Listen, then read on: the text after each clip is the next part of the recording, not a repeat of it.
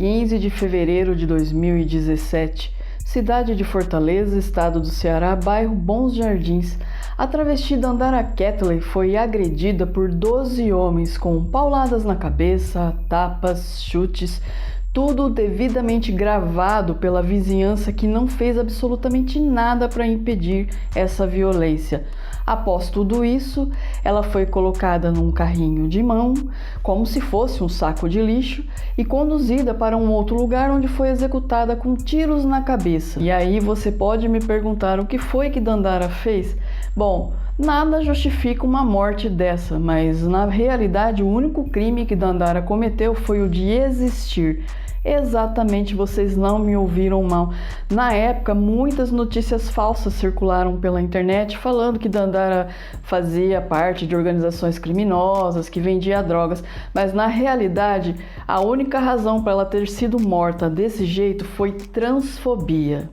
Considerando que nós moramos no país que mais mata pessoas trans no mundo, o episódio do Papo Torto desse mês falará justamente sobre isso, transfobia. E de quebra nós vamos conversar um pouco sobre o quanto a transfobia vem escalando a níveis mundiais em razão do discurso de ódio promovido por políticos da extrema-direita. Eu sou Gisele Silva Romim e convido você para essa conversa que começa logo após a vinheta.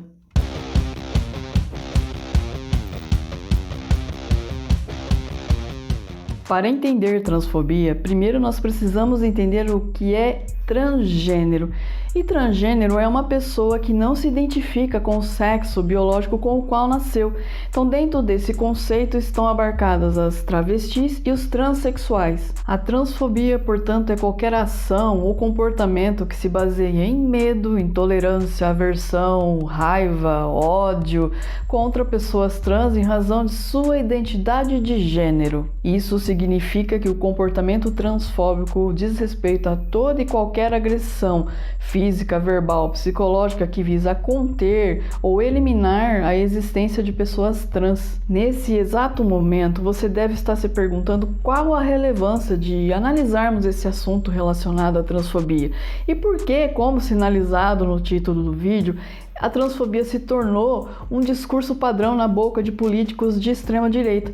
Só que para responder essa questão, nós precisamos analisar alguns dados muito importantes. Muito embora desde o ano de 2019 o Brasil criminalize a transfobia, segundo dados recentemente divulgados pela ANTRA, a Associação Nacional de Transsexuais e Travestis, há 14 anos, veja bem, 14 anos, o Brasil lidera o ranking mundial de violência contra pessoas trans. Isso por si só já revela o quanto a nossa sociedade, além de violenta, é hipócrita, porque o Brasil também lidera no ranking mundial de países que mais consomem pornografia envolvendo pessoas trans. Sabe o que não resultará em hipocrisia alguma de sua parte? É o seu engajamento a esse episódio. Se estiver nos escutando via podcast, compartilhe nas redes sociais e indique a seus amigos. Se estiver nos assistindo pelo YouTube, se inscreva no canal, deixe uma curtida, um comentário. O seu engajamento é fundamental para que esse trabalho cresça. E a despeito desses dados alarmantes, nós temos percebido que os políticos de extrema direita, que têm aí uma tendência nazi-fascista, vêm adotando a transfobia como um discurso para engajar o seu eleitorado com base na raiva, no preconceito, no medo. E como nós já estudamos no início do ano no episódio sobre o neonazismo, semear o ódio é a principal técnica que esse tipo de político tem para obter votos. Com políticas econômicas cada vez mais opressoras, especialmente para as pessoas pobres e para a classe média, uma frustração crescente se instala na sociedade.